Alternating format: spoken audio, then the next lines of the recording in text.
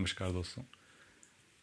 आशा है आप सब लॉकडाउन का अच्छी तरह से पालन कर रहे होंगे, अपने परिवार के साथ समय बिता रहे होंगे। दोस्तों, आज मैं आप लोगों के बीच ढीली ढाली बातें का कोई नया एपिसोड लेकर नहीं आया। आज मैं आप लोगों के पास कुछ बातें करने के लिए आया हूँ।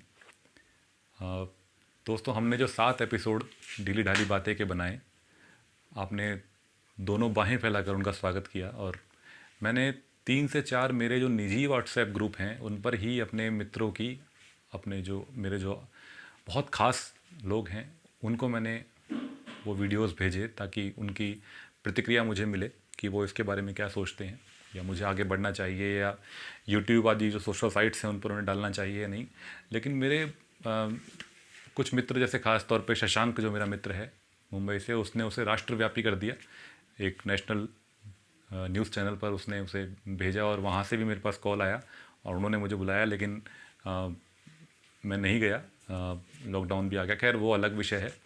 तो दोस्तों, मैं जो कहना आपसे चाह रहा था कि इस बीच में हमारे बचपन का जो साथी है दूरदर्शन, वो हमारे लॉकडाउन का समय काटने में बहुत बड़ी मदद कर रहा है और वो हमारे बचपन को वापस ले आया। महाभारत हो, रामायण हो, या देख भाई देख, और व्योमकेश बख्शी, जंगल बुक, बुनियाद, बहुत सारे ऐसे सीरियल लेकर वो आया है। ये सारी सौगात जो हमें मिली है, हम इसका भरपूर मज़ा ले रहे हैं। अभी कल रात को मैं जब टेलीविज़न पर महाभारत देख रहा था तो एक ऐड और साथ में चल रहा है जिसका मैं जिक्र करना चाह रहा था कि उसमें आ रहा है, वर्षों तक वन में घूम घूम देखें आगे क्या होता है, देखें डीडी भारती पर। तो वो जो वर्षों तक वन में घूम घूम, वो बहुत सारे लोग, आप लोग जानते होंगे कि वो रामधारी सिंह दिनकर जी की रचना रश्मि रथी का एक सर्ग है। उस सर्ग का वो खंड कृष्ण की चेतावनी से लिया गया है। तो मैं उसके बारे में चर्चा कर रहा था। वो उस प्रसंग पर है जब पांडव और कौरव युद्ध के लिए तैयार होते हैं। जब पांडव चाहते हैं कि उन्हें अपने अज्ञातवास के बाद इंद्रप्रस्थ की मांग करते हैं, फिर वो दुर्योधन उनको नहीं देता है। तो उसके बीच में युद्ध से पहले जब कृष्ण कहते हैं कि युद्ध से पहले, युद्ध तो एक लास्ट ऑप्शन है, उससे पहले मैं एक शांति दूत के रूप में जाता हूँ शांति का प्रस्ताव लेकर। यदि वो मान जाते हैं तो ठीक है, वरना युद्ध तो करना ही है, लेकिन बिना मतलब बेवजह हज़ारों की संख्या में, लाखों की संख्या में, क्योंकि ये कोई साधारण युद्ध नहीं है, लाखों की संख्या में सैनिक मारे जाएंगे। बहुत सारी माताएं अपने पुत्र को खो देंगी, बहुत सारी स्त्रियां अपने पति को खो देंगी, बहुत सारे बच्चे अनाथ हो जाएंगे। तो इससे अच्छा है कि एक बार शांति प्रस्ताव लेकर जाएं, क्योंकि उस सभा में केवल दुर्योधन ही नहीं होगा, उसमें गंगापुत्र भीष्म होंगे, आचार्य द्रोण होंगे, आचार्य कृप होंगे।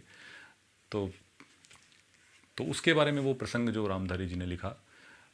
तो मैं बचपन में रचनाएं ऐसी बहुत पढ़ता था और हमारी क्लास में जब बाल सभा होती थी तो हमारे मित्र बहुत सारी मेरे जो जोक्स, चुटकुले इस तरह की सुनाते थे। तो मैं सोचता था कि कोई इस तरह की रचना भी होनी चाहिए, लेकिन बाल मन था तब, शायद सभी बच्चे नहीं इस तरीके की रचनाओं पर कौन समझते भी नहीं थे। तो मैं उस जिक्र कर रहा था कि वो दरअसल मैं रचना आपको जो सुनाना चाह रहा हूँ वो इस तरह से है।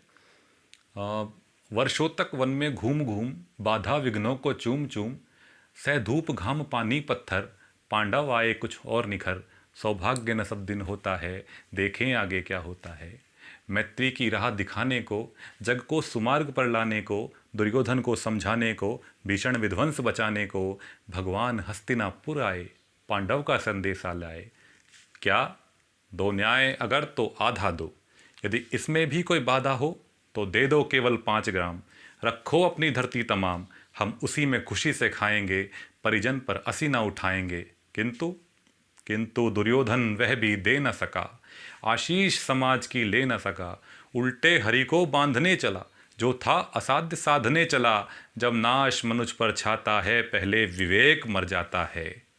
फिर हरि ने भीषण हुंकार किया, अपना स्वरूप विस्तार किया, डगमग डगमग दिग्गज डोले, भगवान कुपित होकर बोले, जंजीर बड़ा कर साध मुझे, हाँ हाँ दुर्योधन बांध मुझे।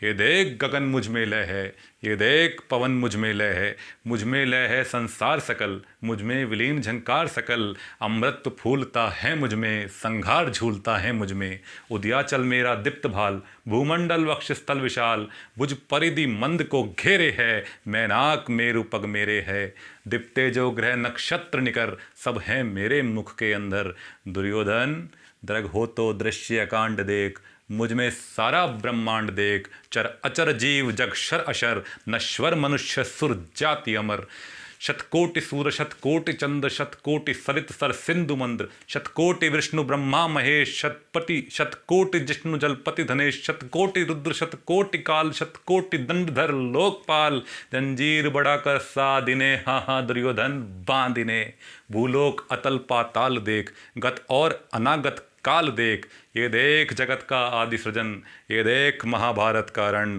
मृतकों से पटी हुई भू है, दुर्योधन पहचान इनमें कहाँ तू है, अंबर में कुंतल जाल देख, मुट्ठी में तीनों काल देख, पद के नीचे पाताल देख, मेरा स्वरूप विकराल देख, सब जन्म मुझी से पाते हैं फिर लौट मुझी में आते हैं, जिह्वा से करती ज्वाल सघन, सांसों से पाता जन्म पवन, अरे पड़ जाती मेरी दृष्टि जिधर, हंसने लगती है सृष्टि उधर, मैं जिधर मूंद लेता लोचन, छा जाता चारों ओर मरण, बांधने मुझे तू आया है, जंजीर बड़ी क्या लाया है, यदि मुझे बांधना चाहे मन, तो पहले बांध अनंत गगन, अरे सूने को साध न सकता है, वो मुझे बांध क्या सकता है, हित वचन नहीं तूने माना, मैत्री का मूल्य न पहचाना, तो ले दुर्योधन तो ले, मैं भी अब जाता हूँ, अंतिम संकल्प सुनाता हूँ, याचना नहीं अब रण होगा, जीवन जय या कि मरण होगा,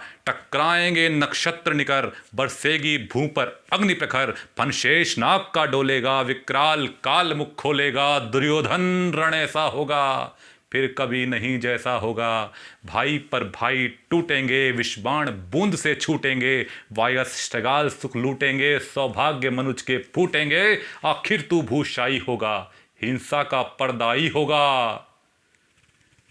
थी सभा सन्न सब लोग डरे, चुप थे या थे खामोश खड़े, केवल दो नर न अघाते थे, धृतराष्ट्र विदुर सुख पाते थे, कर जोड़ खड़े प्रमुदित निर्भय, दोनों पुकारते थे जय जय, दोनों पुकारते थे जय जय। मित्रों,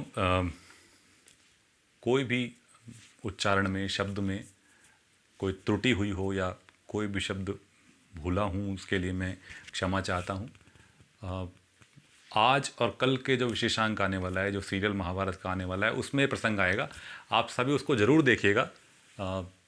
वो कृष्ण, क्योंकि कृष्ण एक ऐसे भगवान हैं जिन्हें स्थान स्थान के हिसाब से, स्थान स्थान पे अलग अलग रूपों में पूजा जाता है। मथुरा में, गोकुल में उन्हें अपने लल्ला के रूप में पूजते हैं, उन्हें मानते हैं। वृंदावन में उन्हें प्रेमी, बरसाना में प्रेमी कहा जाता है, प्रेमी, सब गोपी हो जाते हैं वहाँ जाकर। और द्वारिका में एक महाराज के रूप में, द्वारिकाधीश के रूप में इन्हें पूजा जाता है। तो आप सभी इस देखिएगा, और साथ में हम जल्द ही ढीली ढाली बातें का नया एपिसोड लेकर आएंगे। आप सभी मेल कर रहे हैं तो कीज करते रहिए, मैं उसको पढ़ूंगा और कोशिश करूंगा, समय होगा तो मैं उसका रिप्लाई भी आप लोगों को करूंगा। और यदि, हाँ, मैं बोलना चाह रहा था कि यदि मेरे मेल का कोई रिप्लाई नहीं आता है तो आप लोग 4-5 मेल ना करें, मैं उसको पढ़ लेता हूँ और उसका मैं रिप्लाई ज़रूर करूँगा, मेरे पास समय होगा। आप ऐसे ही मुझे मेल करते रहें। धन्यवाद। सभी लॉकडाउन का पालन करते रहें। जय हिंद, जय भारत, नमस्कार।